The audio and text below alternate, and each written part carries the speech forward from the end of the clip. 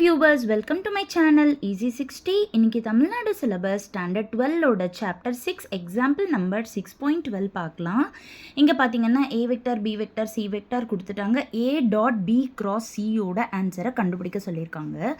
டாட்டும் கிராஸும் சேர்ந்து வந்தால் அது வந்து scalar triple product. So box product scalar triple product எப்படி எல்லாமே ஒன்று தான்.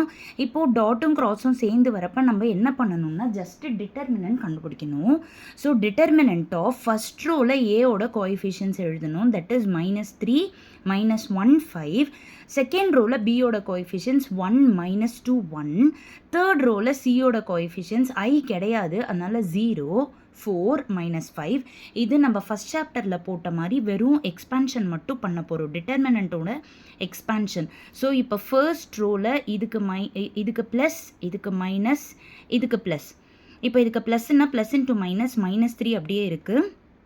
இது இருக்கிற ரோவும் காலமும் விட்டுட்டு நாம் வந்து இதுக்கு கண்டுபிடிச்சோம் அப்படின்னா 10 -4.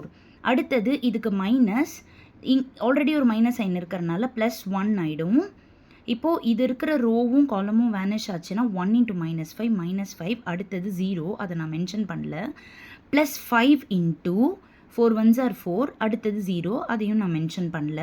ஸோ -3 10ல் 4 போனால் 6 +1 × -5 +5 × 4 -18 +1 × -5 -5 5 4s are 20. ஸோ இது ரெண்டும் ஆட் பண்ணால் -23 +20, அப்போ -3 வந்துடும். அவ்வளோதான், இதுதான் இந்த சம்முடைய ஆன்சர். Thank you viewers.